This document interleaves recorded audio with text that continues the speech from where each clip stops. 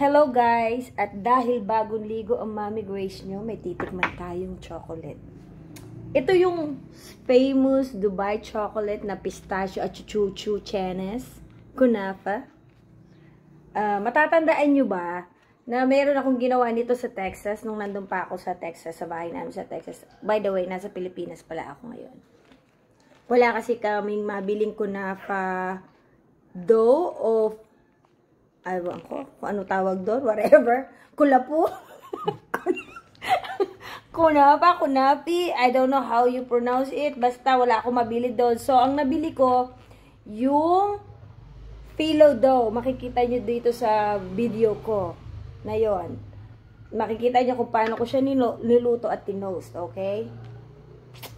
Now, try na natin to. Famous daw to eh. Yung mga artista nagkakagulo dito. Lagi ko nakikita to sa mga video kung gaano ba talaga to kasarap. Matitikman natin kung mas masarap ito o ang Mami Grace kunafa at chuchu chocolate. Tikman natin. Tikman natin. Pak. Ayan. Ganito siya. Teka. Ikakat natin. Ayan. Ito itsura niya. Ay, kalabaw. Ayan. Ayan o. Ayan siya o. Pak, pak. O, pak, pak. Ayan, diba? Ang sarap. Mukhang ang sarap, diba? Nakikita nyo din doon sa video ko na ganito. Pero ang ginamit ko naman na molder ay yung ice molder namin. Kasi wala ako mabiling chocolate molder. Kasi ko 12 midnight ko yung ginawa eh. Kaya kung ano na yung available sa ref ko at saka sa pantry ko. Ayan. Ayan na siya, mga kapatir. Ayan na siya, mga katoto. Pak. Masarap, diba? Tikman natin. Kaya lang yung nakikita ko parang mas makapal yung pistachio niya. Ito, parang puro chocolate. Siguro depende sa brand. Ayan. Basta famous daw to eh. Oh, pak, pak. Ayan oh. Kita nyo ba, mga kapatid? Oh. Yan. Tikman natin.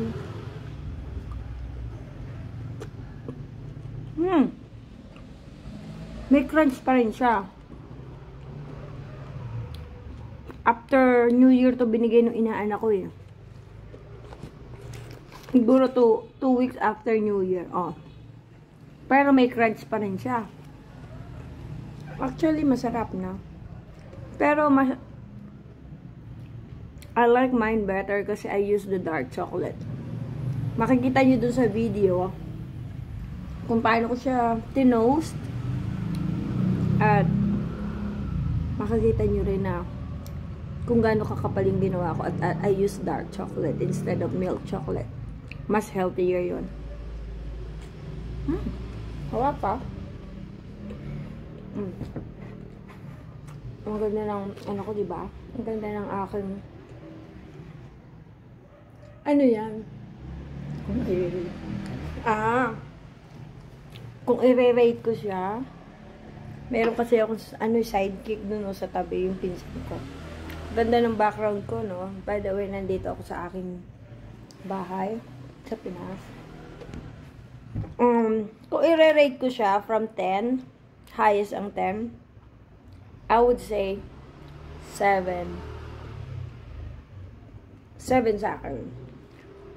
Mas gusto ko pa rin ng Japanese chocolate. Sorry, Dubai. Fan pa rin ako ng Japanese chocolate. Pero masarap siya, ha? Masarap. Kung napanood ko yung kay Janice tsaka kay Jelly de Belan, kung paano nila ito nirate. Tama si Janice, wala namang masyadong ganun ka special dito sa chocolate na to actually. Ganun din ako. Ganun din ang comment ko. Nakaka-intriga lang kasi lahat ng tao like parang crazy about this chocolate. Pero approve naman sa akin. Kaya panoodin niyo yung video ko. At see you on my next video. Abangan nyo lang si Mami Gracia at ang kusina ni Gracia. Malapit na nating ano ba tawag doon? I-launch ang ating kusina ni Gracia. Bye!